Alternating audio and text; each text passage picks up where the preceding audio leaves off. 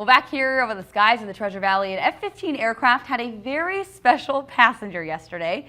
Our very own Lauren Clark. This is her in this plane. Yeah, I wonder what her stomach was doing right about now. Take a look. Lauren got to ride with an airman from Mountain Home.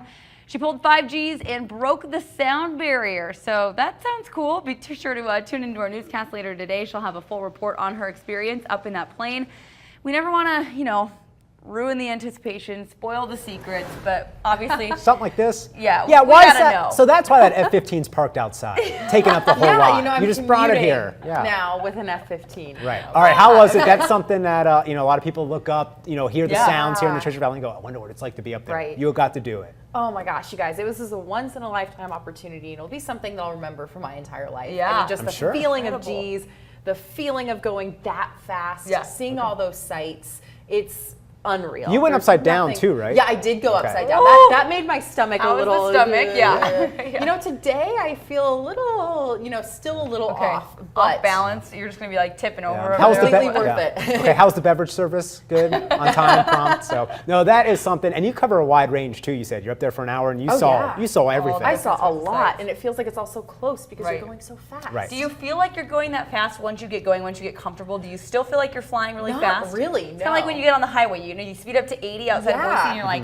"Whoa, this feels fast." And then you're going, and you're like, "Oh, I'm going 80." Right. Yeah. Okay, so similar thing up there. Awesome. Well, we'll check it out later today. Oh, that's gonna be so awesome. Glad you had a good time. Very excited to show you guys that. For sure. Well, weather world, we do have a little bit of a change going on right now. This is a look at satellite and radar. You can see there's a storm coming through this way, particularly hitting Caldwell and Nampa area right now. And there is some lightning that I did see on that satellite and radar as well. So that should be coming into the Boise area not too shortly. And this rain could be, it's a little hit and miss throughout the day. It's going to be expected to be the worst come this evening. It should be clearing out this afternoon, but again, it'll be something we'll be keeping our eye on as the evening and day goes on. Future forecasting temperatures, though, we should be hitting a high of around 87 degrees today, already at the 83-degree mark by 3 p.m. And then, of course, as we hit that high, we're going to be cooling back down into this evening into the nice 60s. So not too bad over there. If you want to do something outside, probably this afternoon would be your best bet. Now, taking a look at the Futurecast, the changes that we're going to be seeing is courtesy of this low pressure system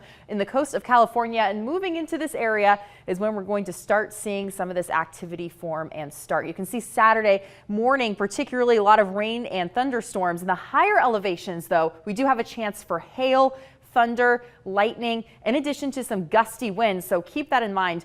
Maybe some of that could be tracking down in the Treasure Valley, but the highest risk are in those areas with have the higher elevation. And then you come into Sunday, some of that activity still wanting to stick around too, particularly into late afternoon. And then this could also be a chance into Memorial Day Monday, excuse me. So timing not exactly ideal. You can see here on the jet stream forecast, this low pressure system, this is what we call a trough that goes low down like this. It's going to be continuing to track into our area, and look just how low it gets by this point. So definitely bringing in some disturbances into our area. For Memorial Day, though, we're going to be keeping a closer eye. We'll be able to know more as the day gets closer and closer. Sarah Jacobson should be able to help you with that in the weekend.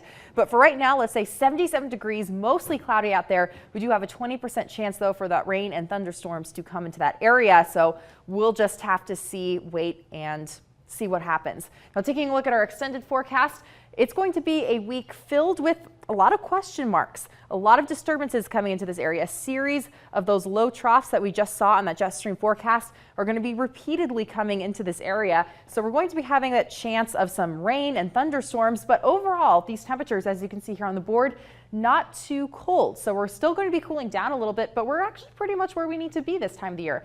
The average degree is 74 degrees, which you saw there at the end of Thursday. So we're still pretty warm, relatively considering what's going on. Okay. It's just that chance for some rain and thunderstorms that are concerning. Right, yeah. So I guess wherever you're off to, maybe pack that poncho, rain jacket, umbrella. We'll be all right. All right, thank you very much, Lauren. 6:20 this morning. Let's see how our commute's looking.